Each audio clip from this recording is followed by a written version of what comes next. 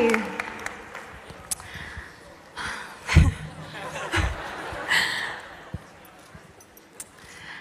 2 years ago, I launched a campaign called He for She at the UN in New York.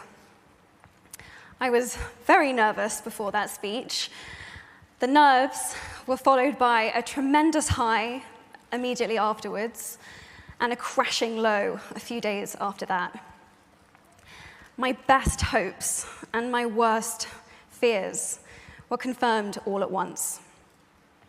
I had opened Pandora's box to a standing ovation and almost simultaneously a level of critique I had never experienced in my life, and the beginning of what would become a series of threats.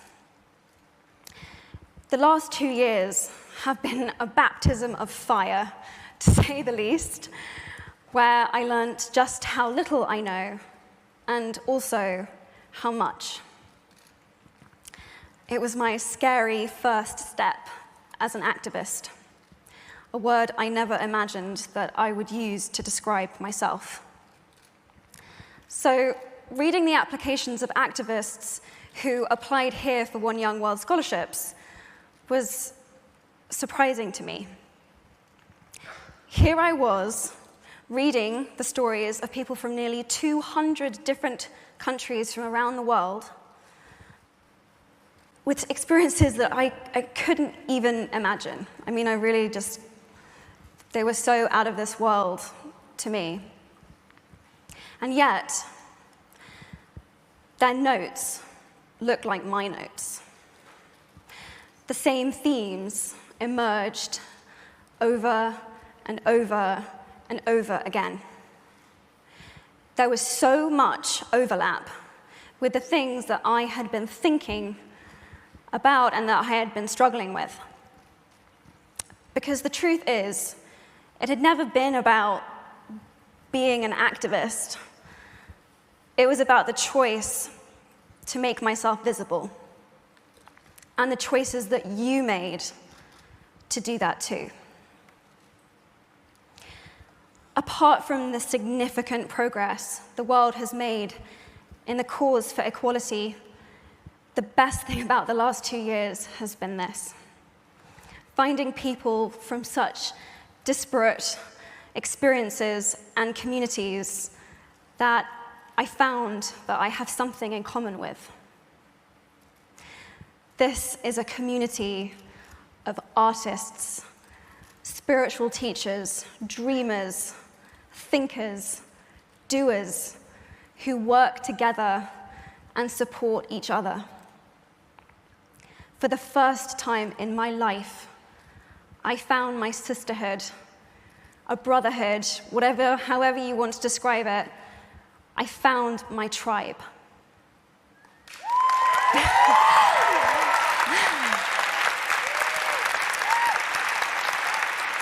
My hope for you, while you're here, is that you will find some of your tribe too. I really needed mine. Bobby Kennedy, when he was senator for New York, said, "Each time a man or woman stands up for an ideal, or acts to improve the lots of others, or strikes out against injustice, he sends forth a tiny ripple of hope. And crossing each other from a million different centers of energy, those ripples build a current that can sweep down the mightiest wall of oppression and resistance." That's what we are doing. We, the entire spectrum of the feminist movement, are building an unstoppable current for which we need ripples of hope from every age, race, ability, walk of life, from every human experience. I feel gender equality is as important as any of the other goals that we are here to discuss. And actually, if anything, it is even more important because it intersects with every single other issue that we face. We all have feminine and masculine energies within us. And both forces need to be lifted up, respected. They need to work together in order to make the world go round. Each of you are here at One Young World because you do something important. And it is so exciting to see you all come together in one room, because One Young World isn't about saying what each of us individually, can do, but what we can do. Working together, supporting, and listening to each other.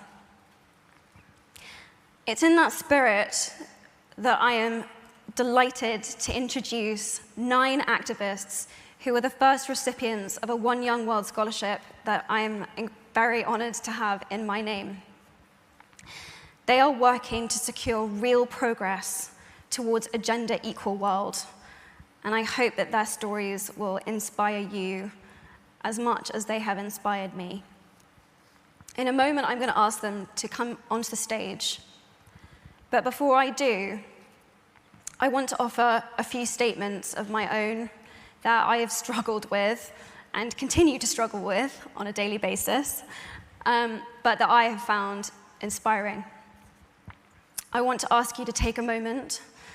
You can keep your eyes closed or keep them open, and ask yourself if these have any truth for you in them. I am willing to be seen. I am willing to speak up. I am willing to keep going. I am willing to listen to what others have to say. I am willing to go forward even when I feel alone. I am willing to go to bed each night at peace with myself.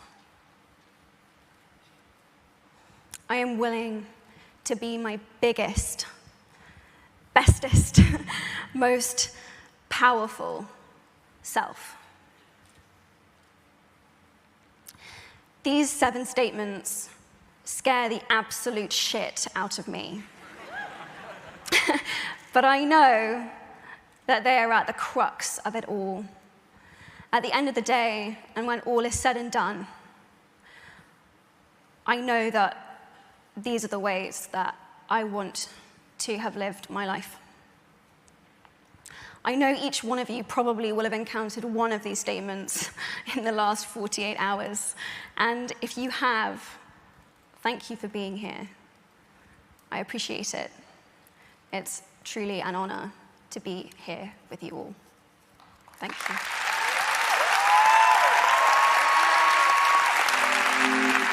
you.